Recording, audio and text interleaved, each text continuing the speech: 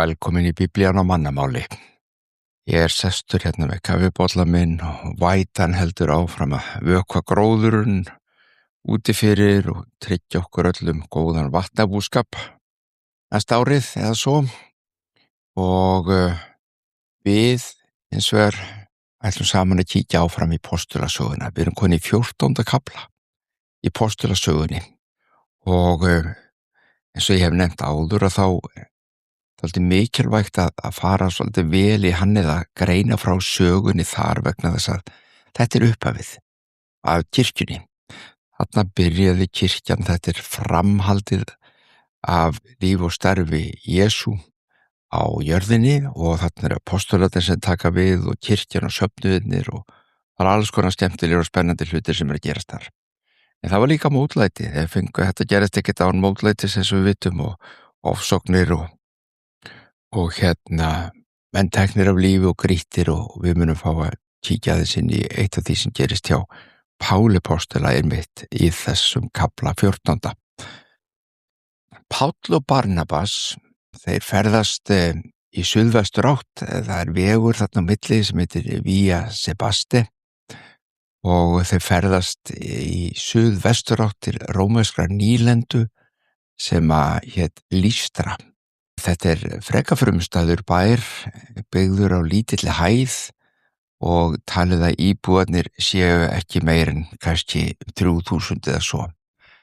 Gamla líkaóníska tungumálið, líkaóníu þarna sem á þessu svæði var ennþá talið af, grísku. En eins og svo oft og þar sem að víðar gerast að Lystra rómversk nýlenda og þess vegna latína tungumál dómstólana og rómversku hermennana. Þar ekki samkunduhús gyðinga þar að segja og bendir til þess að gyðingar séu þar mjög fáir. Páll og Barnabas predika fagnarerindi þess vegna bregð út af vananum af því einfaldlega var ekki til samkunduhús, það sem fór alltaf fyrst til í hús gyðingana og nú byrjaði bara að predika fagnarerindi fyrir heiðingjum borgarinnar út á götum bæjarins. Og það eins og við mannum allt, fólk bregst við og sumir bregst vel við og slást í hópinn og þarna verður til vísir af kirkjulegu samfélagi ríkis Guðs í Lystru. Þannig var að íbúar Lystru þeir könnuðust við og þekktu gamla þjóðsögu að grísku guðirnir tveir, Seifur og Hermes, hafi eitt sinn komið til borgarinnar, heimsótt bæinn og þeir kom ekki sem guðir í þeirri mynd sem við sjáum þá að styttu með teikningum. Þeir birtast í sögunni í bænum sem tveir heimilislausir menn í leita að gistingu. Bæjarbúar höfnuðu þeim svona í heild og þetta náttúrulega þetta veit ekki gott, þeir koma sem heimilislausir menn og þetta svona prófraun og bæjarbúar höfnuðu en það voru öldruð hjón í bænum, gömul hjón, þau tóku guðina inn á heimili sitt og þá launuðu guðirnir velvildina og breyttu látlausu og fátlaglegu húsið þeirra í höll og höllin var síðar að musteri Seifs. Þetta svona saga sem gekk í Lystru. Einhver tíma meðan Páll dvelur í Lystru og þeir félagar og þá læknar hann lamaðan mann sem hefði verið fatlaður frá fæðingu og þegar líkaóníumenn varða vitni að kraftaverkinu halda þeirra Páll sé Hermes.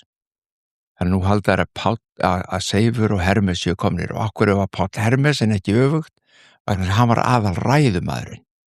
Hann talaði mest og að Barnabas sé Seifur. Þeir álíta að guðirnir tveir séu komnir aftur til Lystru og nú skildi móttakan önnur en síðast.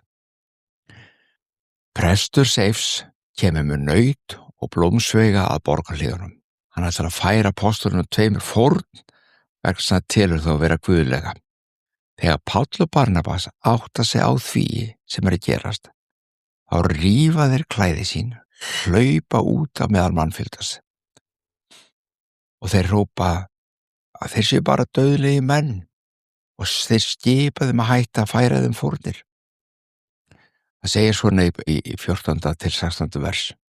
Þegar apóstolarnir Barnabas og Páll heyrðu þetta, rifu þeir klæði sín, stukku inn í mannþröngina og hrópuðu: Menn, hví gerið þið þetta? Við erum menn eins og þið og við flytjum ykkur þann fagnaða boðskap að þeir skuli hverfa frá þessum fánýtu goðum til hins lifanda Guðs sem skapaði himinn og jörð, haf og allt sem í þeim er. Hann hefur liðnar aldir leyft að sérhver þjóð gengi sína vegu. En þrátt fyrir þessa tilraunir sínar átekst Páll og Barnabas ekki að sannfæra Líkaóníu mennum að hætta að færa þeim fórnir. Skömmu síðar koma leiðtogar gyðinga frá Antíókíu í Pisidíu þar sem að þeir höfðu verið áðurfélagarnir og í Íkóníum sem þeir höfðu líka verið. Þeir koma nú til borgarinnar bæjarins og æsa mannfjöldinu upp gegn Páli og Barnabasi. Í mjög sviplegum og óvæntum umskiptum þá snýst fólki nú skyndilega gegn þeim tveimur og þeir grýta Pál og draga hann út fyrir borgina þar sem þeir skilja hann eftir í þeirri trú að hann sé dáinn. Í öðru Korintubréfi þá kemur Páll aðeins inn á þennan viðburð og fleiri reyndar í ákveðnu samhengi. Hann segir til dæmis í bréfi sínu til Korintumanna, síðara bréfinu, 11. kaflanum: Af gyðingum hef ég 5 sinnum fengið höggin 39, hann hafði verið hústrýktur, við munum eftir því. 3 verið hústrýktur, höggið 39 af gyðingum, 3 verið hústrýktur af öðrum, 1 sinni verið grýttur, 3 beðið skipbrot, verið sólarhring í sjó, 1 sinni verið grýttur. Þarna er hann að vísa til þessa viðburðar í Lýstru, að þeir taka hann, grýta hann og draga hann út fyrir borgina, skilja hann eftir í þeirri trú að hann sé dáinn. Þetta er viðburður sem að Páll á eftir að koma aftur inn á öðrum staði einmitt í síðara Korintubréfi, við skulum kíkja þá eftir, en vitni að þessum viðburði þegar hann er grýttur og deyddur þarna er ungur maður sem hét Tímóteus. Þetta kemur hann fyrst í sögunar. Hann hafði þá ásamt Efníku móður sinni og Lúis ömmu sinni tekið trú á Jesú fyrir predikun Páls. Við sjáum núna hvernig það tengist. Það er til bréf síðar meir sem Páll skrifar til þessa unga manns Tímóteusar bréfin. Nú farið að sjá samhengið í Biblíunni að þetta er ekki bara eitthvað bréf hist og her sem er skrifuð af einhverju. Þarna kemur Tímóteus inn í myndina, þarna birtist hann á sjónarsviðinu, þarna kemur hann til sögunar. Mammas Efníka og ammas Lúis höfðu tekið trú og hann sem ungur drengur líka. Hann var vitni að því að Páll var grýttur. Þau öll 3 bjuggu einmitt í Lýstru. Það er ekki alveg vitað hvað Tímóteus var gamall, en hann er úlingur, hann er á úlingsárunum, kannski á seinni hluta úlingsárunum, veitum ekki. Lúis og Efníka voru gyðingar, en pabbi Tímóteusar var grískur. En vegna tengingarna við gyðingdóminn og að mamma og amma voru gyðingar, að þá hefur Tímóteus alveg frá barnæsku lært hebresku ritningarnar. Hann hefði lært Tóra, hann hefði lært spámennina, allt sem hefur verið í Gamla testamentinu sem börnum er kennt í gyðingdómnum. Hann hefði meðtekið það sem ungur drengur. Jæja, aftur að Páli. Hann liggur nú fyrir utan borgina og þeir sem grýta hann, þeir hætti ekki að grýta fyrir en að þeir telja að viðkomandi sér látin. Hinni trúuðu í Lýstru safnast nú saman í kringum Pál. Takið eftir, þetta er ekki stór hópur og þau voru tiltölulega ný komin til trúar. En Páll hafði kennt þeim að það má biðja Guð og Guð gerir kraftaverk og þau höfðu séð hann sjálfan vinna kraftaverk í nafni Jesú Krists. Svo nú safnast þau saman í kringum Pál og biðja lækningu og lausn og upprissu honum til handa. Og vitið það? Kaflinn segir okkur, sagan segir okkur að Pál reis upp, læknaður með undursamlegum hætti. Grýtingin þessi skildi þó eftir mjög mikil sár allan líkama hans. Þið getið ímyndað að þetta ekki einhverja svona steinvölur, þetta eru grjót og þau dynja á líkama hans þangað til að hann deyr. Það blæðir úr og það eru sár og það eru opin sár og svo framins. Hann illa marinn, hann illa farinn. Og margar þessara sára skilja eftir sig varanleg þegar þau gróa. Páll hins vegar tók ákveðna pól í hæðina með þessi og annan sársauka sem gekk í gegnum. Hann áleit þau heiðursmerki, að eftir grýtingar og svipuhöggin og væru heiðursmerki þess að honum hafi hlotnast þau forréttindi að þjást í líkama sínum fyrir meistara sinn og Messías Jesú Krist. Þetta voru heiðursmerkin hans. Hann segir í Galatabréfinu, þar sem hann skrifaði einmitt til safnaðana í Galatíu, sem var þetta svæði: ég ber merki Jesú á líkama mínum. Galatabréfi 6. kafli. Þarna vísar hann aftur í það síðar. Ég ber merki Jesú á líkama mínum. Vegna þess að ég er búin að boða hann og segja frá honum og lifa fyrir hann og þjóna honum, þá hef verið hýttur. Ég hef verið grýttur og allt þetta sést á líkama mínum. Þetta er hans merki, þetta er hans heiðursmerki. Það til að vísa enn einu sinni í annað Korinthubréf. Þetta er svo gaman að sjá hvernig þetta tvinnast allt saman og hvernig þetta varð, vegna þess að ef við lesið þetta ekki í samhengi, ef við lesum bara Apostolasöguna, hún er einhverju sératburður þarna og svo kemur Korinthubréfið og það er eitthvað sérstakt þar sem hann að segja frá. Tökum eftir því sem Páll segir í 2. Korinthubréfi 12. kafla 2. versi. Hann var að tala að hann stærði sig nú ekki að mörgu, hann vildi ekki stæra sig af neinu nema Jesú Kristi. Og hann segir svona: ég þekki kristinn mann. Það má sjá af samhenginu að hann er að tala sjálfan sig.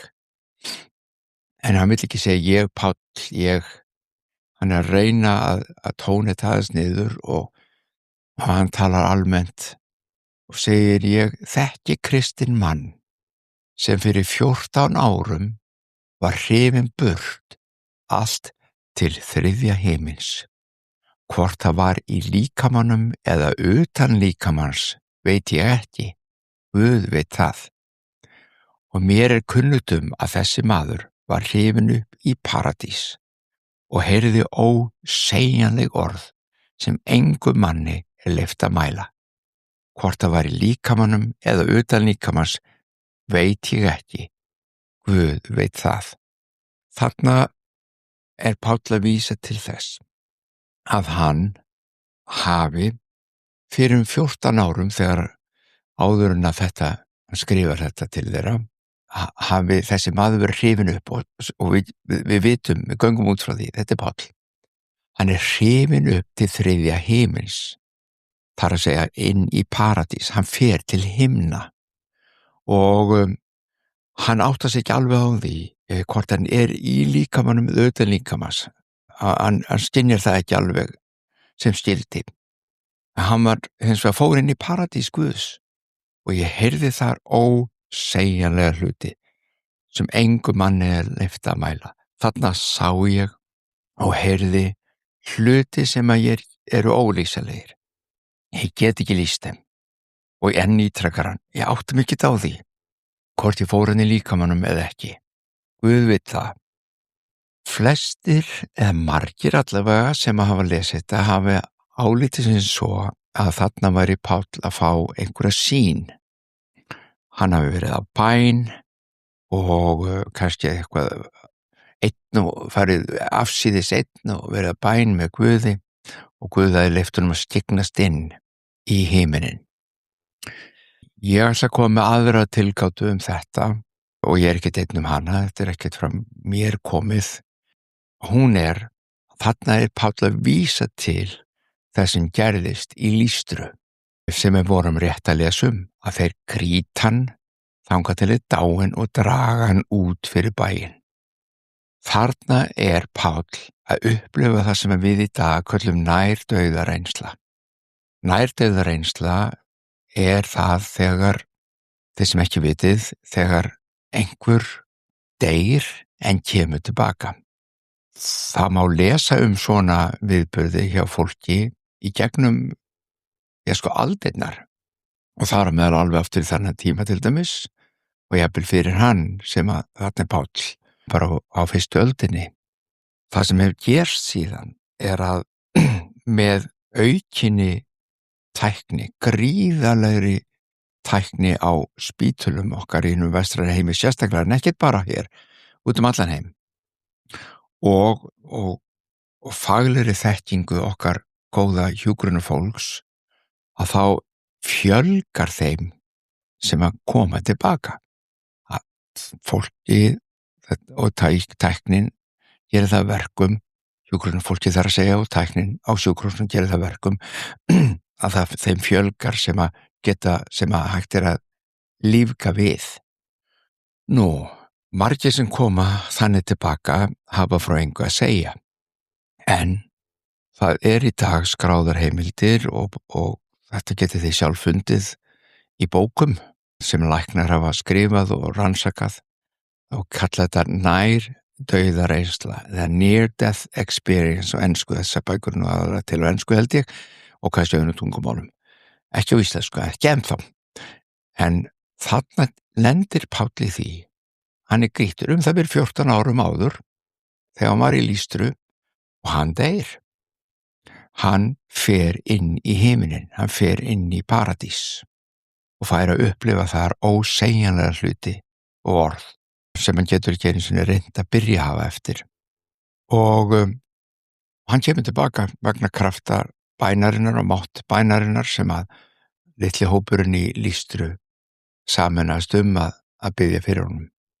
Þessi nærdauðareynsla hans í algjöru samræmi við það sem að þær frásagnir fólks í dag og síðustu áratugina sem hefur fengið að upplifa eitthvað svipað. Það fær að skyggnast inn í líf eftir dauðan. Getum við sagt þá, þar með búið að sanna líf eftir dauðan? Getum við sagt það? Ekki kannski alveg þannig að við getum sagt, vegna þess einhver verður fyrir svona reynslu, að þá sé það sönnun þess að það líf eftir dauðan.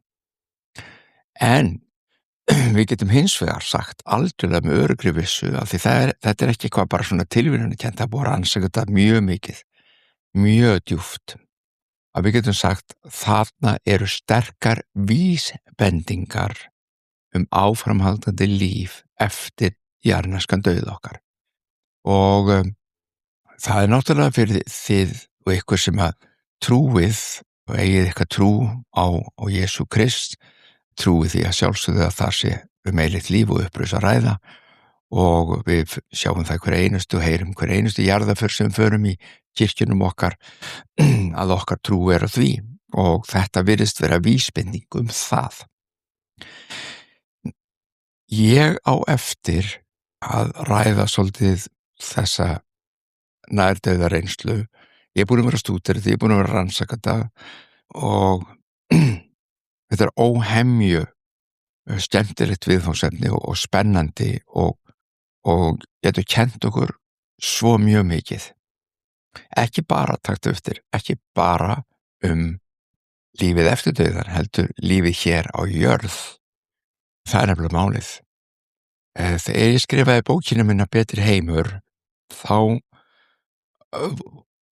var ég ekki bara að skrifa betri heim einhver tímann þegar við förum inn í eilífðina til að deyjum hér og förum inn í eilífðina í betri heim eftir dauðan. Vissulega treysti því að það sé betri heimur, en ég vildi líka tala það og benda það að Kristur í Kristi Jesú og með það sem markmið þá köllun og það sem hann hefur fyrir okkur, það gerir heiminn hér á jarðríkinni líka betri. Ég vil fá betri heim og við viljum öll betri heim hér og eilífð. Ég segi lífið hér og nú, lífið á jörð, lífið er skóli og námið er kærleikur. Lífið er skóli og námið er kærleikur. Það sem við erum hér til að læra er að verða kærleikur. Að því við erum sköpuð í Guðs mynd og hann er kærleikur. Þannig þú og ég erum innst inni þessa kærleiksverur. Við höfum einhvers staðar tapað, mist sjónaraf, mist marks og við könnumst við það að missa marks og þess vegna höfum við mist sjónaraf og við höfum týnt okkur í einhver allt öðru. Við höfum mist sjónaraf í hver við erum og til hvers við erum. Ég trúi því algjörlega 199,999%, nei miklu meira, ég bara trúi því að það er það sem Guðs verk er að vinna að. Kristur kom til að kenna okkur, til að sýna okkur, leið okkur aftur inn á þessa braut, til að leysa okkur inn í það, að lifa eftir Guðsmynd í Guðsmynd sem kærleiksverur, elskandi fólk. Þannig að ég segi skólinn er það sem við erum að læra einmitt þetta og lífið er þessi skóli. Við erum hér til að læra þetta. Og Páll fékk að reyna að upplifa eitthvað sem slíkt sem ég kallaði á ensku nærdauðareynsla. Þetta hugtak nærdauðareynsla var reyndar ekki til fyrir nokkrum áratugum síðan. Það var bandarískur læknir sem að kom með það þegar hann var við svona hluti fór að rannsaka. Nú jæja, nógum það í bili, kom aftur það seinna. Páll sem það rís upp, hann fer aftur inn í borgina og Barnabas með honum og daginn eftir halda þeirra brott. En nú er komið samfélag fylgjenda Jesú, það er komið hópur af Jesú fólki í Lýstru. Þau tilheyra Guðs ríki. Eftir apóstolarnir 2 yfirgefa Lýstru, þá halda þeir áfram í suðausturátt, það bil 86 mílur og þau koma til lítils landamæra bæjar sem nefnist Derbe, þetta er allt í 14. kaflanum. Og þar taka þeir að predika fagnarindi Krists og margir verða að lærisveinum Jesú. Það var með kaffisopa. Og þarna er maður í þessum hópi sem heitir Gaius. Þegar Páll og Barnabas og Gaius þessi á eftir og kemur við sögu, þetta er eitt af þessum nöfnum sem við heyrum í Nýja testamentinu. Þegar Páll og Barnabas byrja söfniðina þessa 4 í Galatíu og þetta eru svæði hitt Galatíu og Galatabréfið er einmitt bara bréf sem hann skrifaði til allra þessara safnaða og nú ætla ég að benda ykkur á eitt. Galatabréfið er ekki fyrsta bréfið í röðuninni í Nýja testamentinu okkur. Eftir apóstolabréfunum kemur Rómverjabréfið, svo koma Korintharbréfin. Þannig að Galatabréfið er ekki strax. En Galatabréfið er samkvæmt svona heimildum fyrsta bréf Páls, enga síður. Það var fyrsta bréf sem hann skrifaði og hverjum skrifaði hann fyrsta bréfið sitt? Fyrstu söfnuðuna sem hann stofnaði í Galatíu. Þessa sem við erum að fjalla núna og lesum núna. Þannig að þeir fá fyrsta bréfi frá honum síðar meir. Og það er mjög skemmtilegt bréf, við eftir að fara í það. Þegar við erum búin póstulasöguna þá ætlum við þetta að byrja á Galatabréfinu. Við ætlum að fara beint í Galatabréfið eftir póstulasöguna af því að það passar inn í samhengi, það passar inn í frásöguna, inn í tímatalið. Eftir Jesú gerast allt það sem við erum að lesa í póstulasögunni. Kirkjurnar verða til, söfnuðirnir verða til og starfveldi áfram og póstularnir fara síðan að skrifa bréf til hinn og þess og meðal annars til Galatamanna eða Galatíu. Mjög skemmtilegt bréf, eftir að fara í það.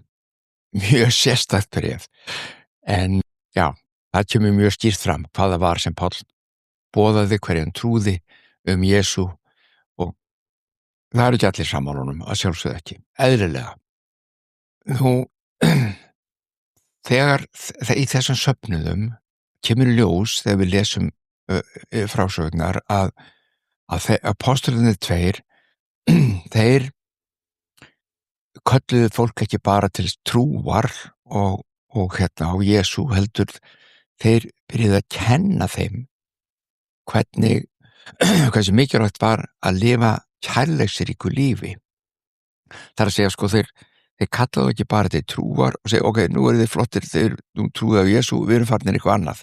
Þeir tóku tíma til að gera það að lærisveinum, ef við getum orðað þannig. Þeir tóku tíma til að kenna þeim. Trúin sem þið eigi núna á Jesú Krist, hún er ekki bara trú sem þið haldi út af fyrir ykkur og reyni að redda ykkur inn í heiminin. Þetta var ekki fagnarindi sem við heyrum oft í dag. Þú er að frelsast, þú fari ekki til helvítis nei, ekkert af þessu. Þeir töluðu ekkert um þetta. Þeir töluðu um það að nú þegar Kristur hefur komið og hann hefur dáið á krossinum, hann hefur risið frá dauðum, þá kallar hann þig hér og nú til þess að lifa sams konar lífi og hann í kærleika. Allstaðar kemur þetta fram. Nú með hjálp Guðs losum við okkur undan allri sjálfsersku, fyrra líferni sem að snerist ég mig frá mér til mín, hvað get ég fengið hér, hvað er gott fyrir mig, burtum allt svoleiðis, af því að nú hefur Kristur fengið að koma inn í líf þitt. Og líf Krists er allt öðruvísi. Líf Krists gengur út á það að elska.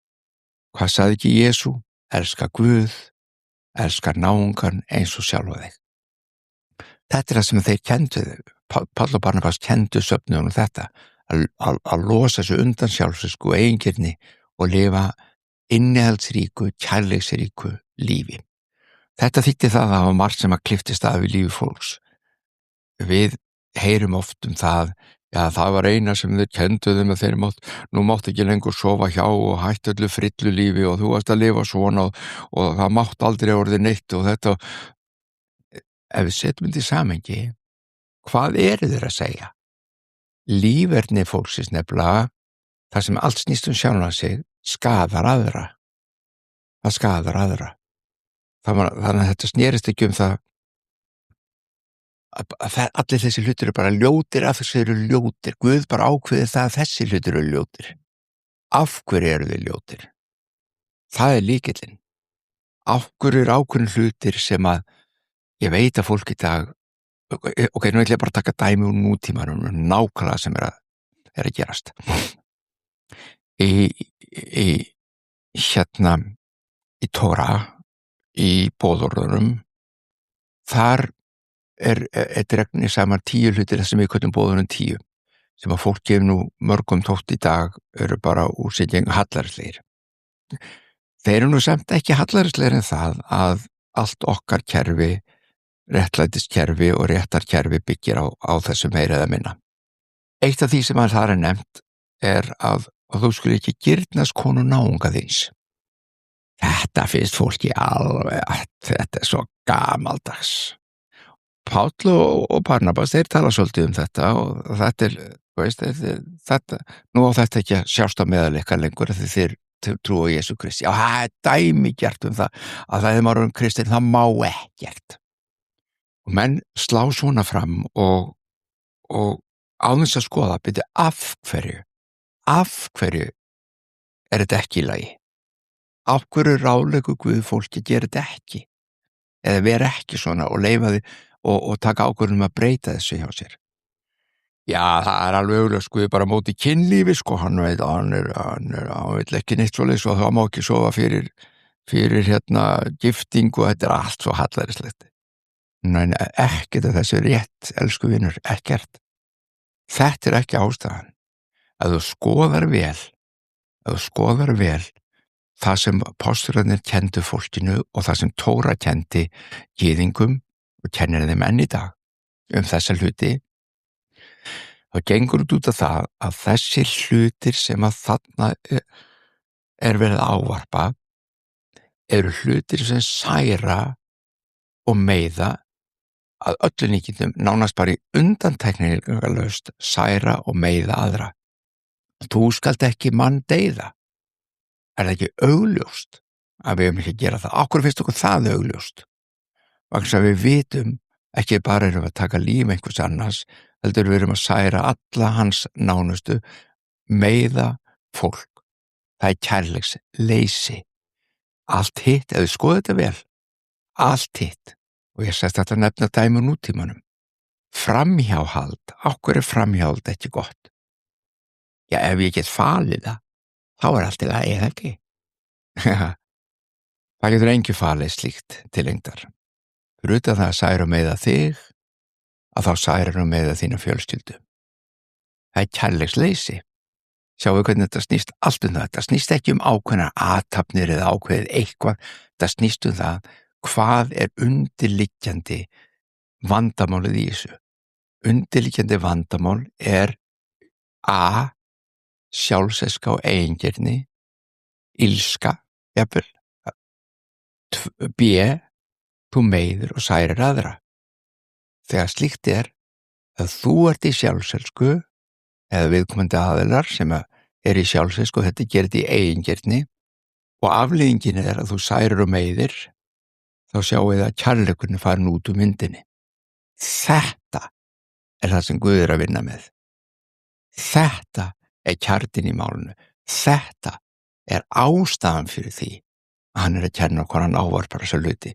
Hann, að því við erum sköpuð í hans mynd og hans mynd er bara kærleikur. Öll ílskan sem við sjáum í kringum okkur, allt sem er að gera sem við viljum ekki hafa, að því við vitum að það er vont, það er rangt, það særir og það meiðir, er vegna kærleiksleysis. Af hverju lifir fólk í kærleiksleysi? Það getur verið alls konar ástæður fyrir því. Sumir eru særðir og meiddir, hafa verið særðir og meiddir og fengið kærleiksleysi, ekki nema kærleiksleysi í gegnum sitt uppeldi og annað slíkt og ávöxturinn þess vegna svona. Það er algjörlega mögulegt. En heildarmyndin er bara þessi, það vantar kærleika Guðs. Og þá eru sumir sem segja, Halldór minn, það er svo hryllilega væmið. Við getum ekkert verið bara elska, bara vera góður, elska. Ég er ósammála, það er einmitt það sem við eigum að gera. Ekki væminn, við þurfum ekki að vera væminn, en við höfum að vera kærleiksrík. Og Biblían, Tóra, allir þessi hluti sem að okkur finnst gamaldags og leiðilegir og hallarislegir og eiga ekki við nútíma mann og svo leiðis. Ég hvet ykkur til að kafa þess undir bara orðin á blaðsíðinni. Ekki taka eitthvað orð svona bókstaflega og líta á það og segja, já, þetta er nú bara gamaldags og þetta á ekkert við í dag. Förum undir, onni, andan á bak við það sem er verið að segja. Og ég ofta að tala meira og meira og fara meira og meira þangað. Hvað er það sem Guð er raunverulega að kenna okkur? Það er eilífur sannleikur undir niðri í Biblíunni. Eilífur sannleikur. Ef við finnum hann, þá á hann við í dag. Þá á hann við. Við þörfnumst. Þess svo sannarlega okkar litla landi að kærleikurinn fá að ríkja. Við þörfnumst þessum allan heim að kærleikurinn fá að ríkja.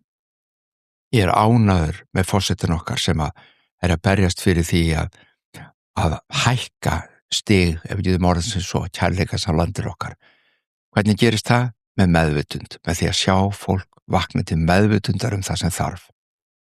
Hættum að öskra á hvort annað þegar við erum ósammála. Hættum að útúða hvort öðru þó við séum ósammála. Bara það væri gott að byrja þar. Bara byrjum einhver staðar. Hættum einhverju sem særir og meiðir aðra. Hættum að hugsa sjálf okkur. Alveg sama þó okkur finnst við vera 100% rétt og þið eru 100% röng og því ég hef rétt á að segja það sem ég hef rétt fyrir mér og svo rífumst við öskrum og görgum. Hættum þessu bara. Leifum kærleikanum að koma inn. Við getum verið ósammála ennþá. Ég er ekki að tala um það að við erum allir verið að vera sammála. Við getum verið sammála bara um það að vera virðingu og elska og vera kærleiksrík. Þá mun heimurinn breytast. Við fáum betri heim. Lífið er skóli og námið er kærleikur. Pástlarnir 2, Barnabas og Páll, þeir biðja nú og fasta og þeir velja úr hópi fólksins í Derbe, það velja þeir en endar ekki bara í Derbe, heldur öllu stöðunum 4 velja þeir eldri menn til þess að halda utan og vera svona til staðir, kallað á öldunga. Þegar við heyrtum þetta í gamla daga, sérstaklega á sumarkirkjur, en í stað fyrir að vera með stjórn, klassíska stjórn, þá kallar þetta öldunga og það einfaldlega þýðir það að þetta voru eldri menn. Og akkur voru þetta eldri menn? Vegna þess að þeir höfðu meiri þroska, þeir höfðu lifað lengur og náðu meiri þroska í lífinu og höfðu meiri reynslu. Og síðan félag Páll og Barnabas hvert söfnuð í hendur Jesú Kristi og halda síðan á brott heim á leið. Og þarna lauk fyrstu trúboðsferð Páls. Þar voru 3 svona stórar, þetta var svo fyrsta. Já, elsku vinur, ég búin að fara kannski svolítið vítt og breytt, en þetta allt sem maður getur fengið út úr 14. kaflanum. Það hellingur í hverjum kafla. Nú ætlum við að ljúka þessu með því að biðja saman þau okkar sem að geta og vilja. Faðir vor, þú sem ert á himnum, helgist þitt nafn, tilkomið þitt ríki, verði þinn vilji svo jörðu sem á himni. Gef oss í dag vort daglegt brauð og fyrirgef oss vora skuldir, svo sem við og fyrirgefum vorum skuldunautum. Ei leið þú oss í freistni, heldur frelsa oss frá illu, því að þitt ríkið, mátturinn og dýrðin að eilífu. Amen.